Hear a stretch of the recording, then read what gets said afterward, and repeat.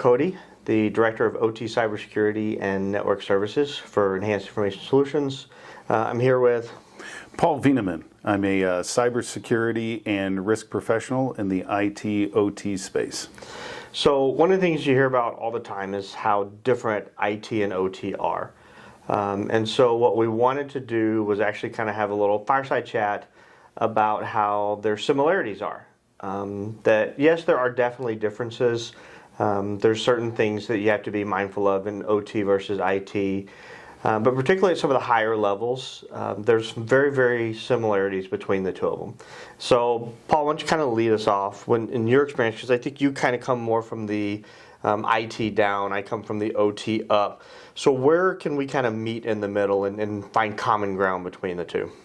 I think a lot of the ties that bind probably start at one of the foundational levels within any type of a program that you're going to have for IT or OT, and that would be asset management. So if we were to take a look at hardware, software, and really starting to look more to the management control view, where we have IT systems that are operating in OT environments, I think that's where we start to see some of the IT and OT begin to blend. That could be ubiquitous terms such as a SCADA system running a distributed or a process control environment. These can be Windows or Linux systems running on Wintel platforms that have hardware, disk, CPU, memory, firmware, and we haven't even gotten to the process control environment where our traditional PLCs, RTUs, or IEDs may exist. I think the other thing I think about when I looked at one of the big pushbacks we always get when we try to do automated asset inventory in OT is, you can't put an agent on our machine, either because it's a controller, it's a firmware-based device, or the vendor says, oh, no, you can't install an agent there. But when we look at IT, we have the same restrictions around network equipment.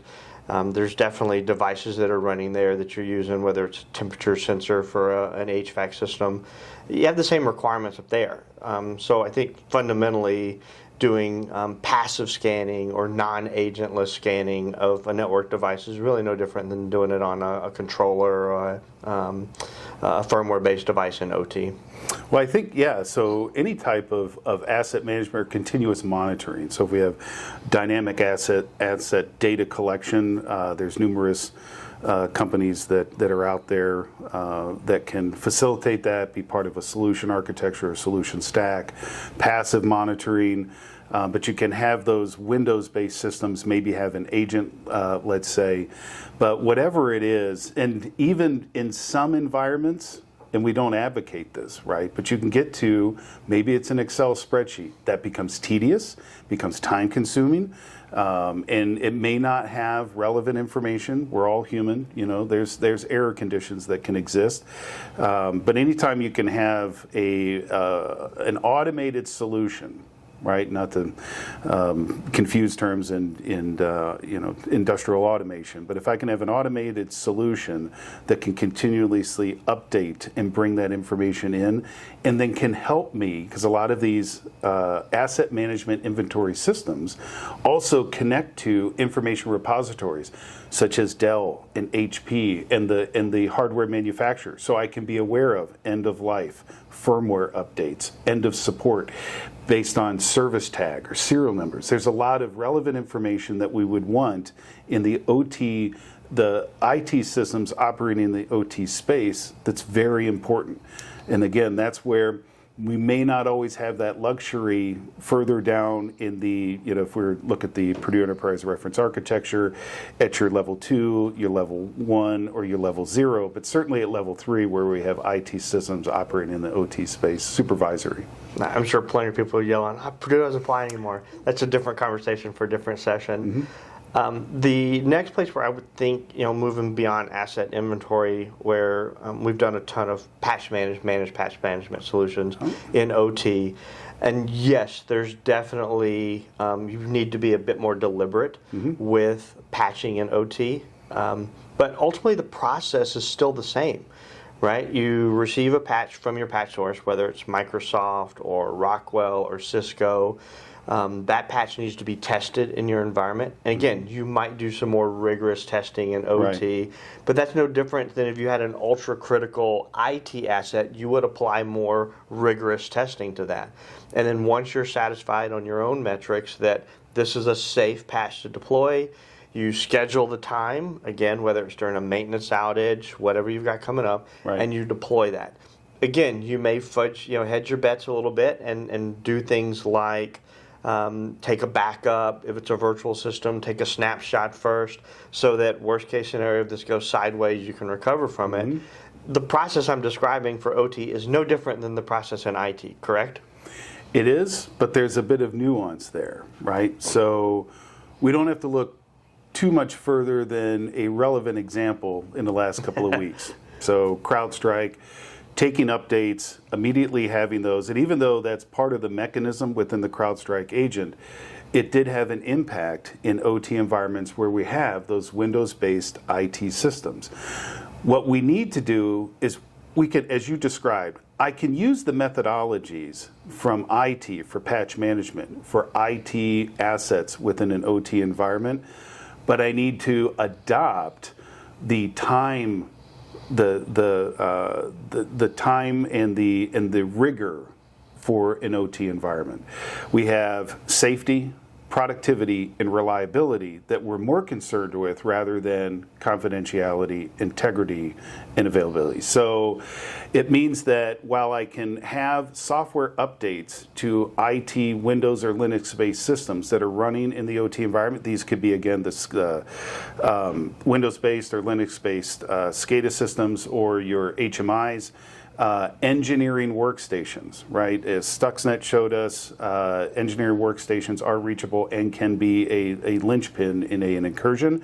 5 years ago, SolarWinds showed us that you can have malware inside updates, and what CrowdStrike has shown us is that no one really has learned any of the lessons going forward. What we want to do is slow our roll for those IT systems in the OT environment, follow the same practices, but we're going to do validation and confirmation of any change. And it doesn't matter if you're looking at cybersecurity standards or compliance standards. It could be ISA 62443, ISO 27001 or 2, NIST 882, NIST 800, 171, 83, 53. You can list them all. They all have an idea where in configuration and change control, and specifically systems, introduction of change into the system environment, we rigorously, specifically for OT, we rigorously test and confirm and validate before introducing anything in, because we're in a cyber physical realm where things that go bad in the physical space can impact the human safety of an individual, a group, a community, and especially with all the good work you guys are doing in the water industry, it has massive impact and potential for a lot of risk up and down, supply chain, communities, et cetera. And that's certainly the risk in the OT. To bring home the point of the similarities, on the IT side, you're still going to take those same processes. You might not be as rigorous for concern of environmental health safety issues, but there's obviously a huge economic potential impact if you're looking like a JP Morgan Chase or Sure. you're looking at a health provider, right? So I guess from my perspective, because I, to be blunt, I get kind of tired of hearing sometimes, IT and OT are just completely different. They are different. I really don't want to minimize that. They are definitely different. But there's a lot of similarities where you can find common ground there. And in particular, when you're looking for resources internally to draw on and get help from, your IT group really can help you a lot with your systems, especially as you pointed out, the IT and OT, where you have systems that really aren't running proprietary vendor software or they're not controllers, where you have HMIs, systems, even domain controllers, right? We have a lot of vendor systems, whether it's Rockwell, Emerson, Honeywell, whatever, that have standalone domain controllers. That's definitely IT and OT. Yep. The same principles can apply to those.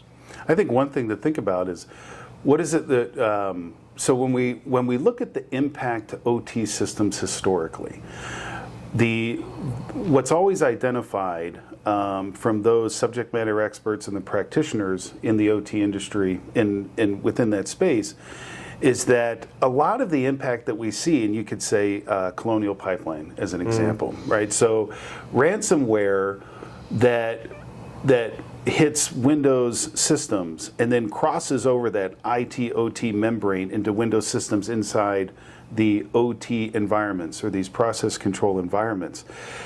I think, if we're going to state that most of the malware today largely looks to incapacitate the enterprise IT, but we also know that that has a downstream impact on our process control environments, then that is where the two IT and OT meet up. I need to protect those Windows-based IT assets in the OT environment so that I don't suffer loss of view, loss of control from my management systems in a local process control environment or a distributed process control environment. It's not that these are different, it's that they're now with Industry 5.0, 4.0, 5.0, 6, wherever we're going, the proliferation of cellular communication, everything's reachable, everything's touchable, networks are becoming more integrated. And what we need to do is really start to take a firm look at those IT systems. And then also, as you pointed out, we have IT systems and systems management that has been going on for the last 2 decades, right? We can leverage the amount of maturity that exists on the IT side and then match that with the rigor and the discipline that is on the OT side and find that comfortable balance. And when IT and OT are at the table together and you have OT for IT, so bringing those IT practitioners and giving them the understanding of why it's important, safety first, productivity and reliability versus the confidentiality of data, when we can get them all at the same table, understanding what an SRP triad looks like for OT, then you really start to, as they would say, now we're cooking with gas. Yep. So now we've got everything together because the IT folks, when they're given the understanding of what the maintenance period would look like and how we schedule Windows to perform maintenance and the rigor that we would have, because when something goes wrong in an OT environment, there's safety, but there's also an immediate impact to the bottom line. Raw materials are coming in, but our widgets, our production, our end products not going out, the plants are down. That's what we need to be concerned about. Even above and beyond water, bulk electric, basic critical services to communities and individuals. Well, the other thing too, I think sometimes we get the narrow vision. We think about all or nothing, right? The plan is either up or the plan is down. With the interdependence between IT and OT now, and so much information moving from OT into IT.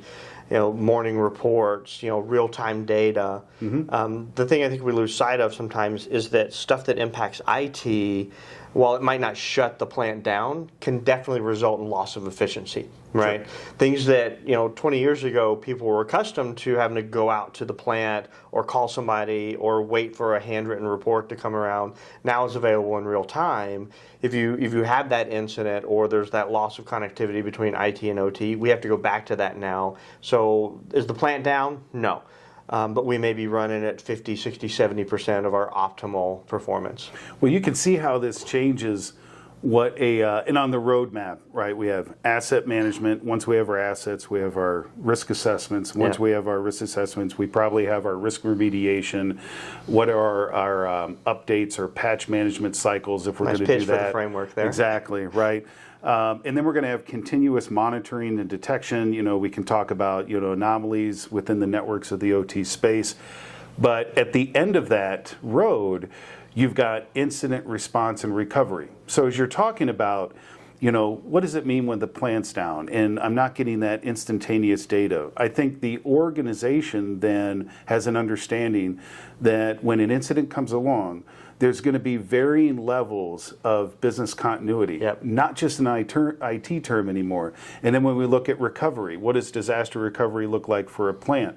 Well, we don't have necessarily, or traditionally, I should say, the concept of redundant PLCs. And I know that there are controls manufacturers that are coming out with ways to get around that. Certainly, there's also digital twins. We could take advantage of those software and physical opportunities that exist in a solution stack. But what we take a look at now is what are the varying degrees of operational continuity, or now the word in the umbrella that we put all of that under, resilience. What does our resilience look like? And I think it's that understanding that real-time information, real-time data, again, Industry 4.0, 5.0, that's not going to be as readily available when I'm responding to an incident or recovering from that incident, but that we start to downshift into, are the operations up and running? Of course, the phrase is always switch to manual, right? Yeah. And what does that mean? Because I can have a control systems engineer, a practitioner, an operator. You say switch to manual, they're going to go do a series of activities where if I've got at a central office and a distributed control system or environment, I can have loss of control and loss of view. But if at the plant I can switch to manual, then we keep the process running. And that's where our incident response teams that have IT and OT people, and we talk about tabletop tests. Think what a tabletop test looks like when it's IT and OT, because we're using different vernacular, there could be different jargon, there could be different terms, and an IT person is going to absolutely have to know what switch to manual means as part of a incident response, a continuity, a recovery, or more specifically, what's our resilience strategy? Paul, got to wrap this up. Dennis Miller, the comedian, once said that no man is an island, but some of us are long peninsulas. And I think that really applies to OT, right? Some of the OT organizations really like to kind of segment themselves 100% and just take it on their own. But like you said, there's no sense reinventing the wheel. Mm-hmm. IT is got a lot of maturity on some of this stuff. There's way more overlap than I think people really understand. Leverage your IT groups, learn from them. They've undoubtedly gone through some of the mistakes that you're going to make if you try to do this alone. It'll make the process so much faster. For more information, we're always available. Your information, Paul? I can be reached at pveeneman, PVEENEMAN at securasect.com. I'm also Paul Vieneman out on LinkedIn. Be sure to look me up, connect, ask whatever questions you want. I try to respond back as soon as I can. Thank you very much. I'm Joe Cody, jcody at eisinc.com, and we'll include all that information along with this presentation. Thanks for attending today.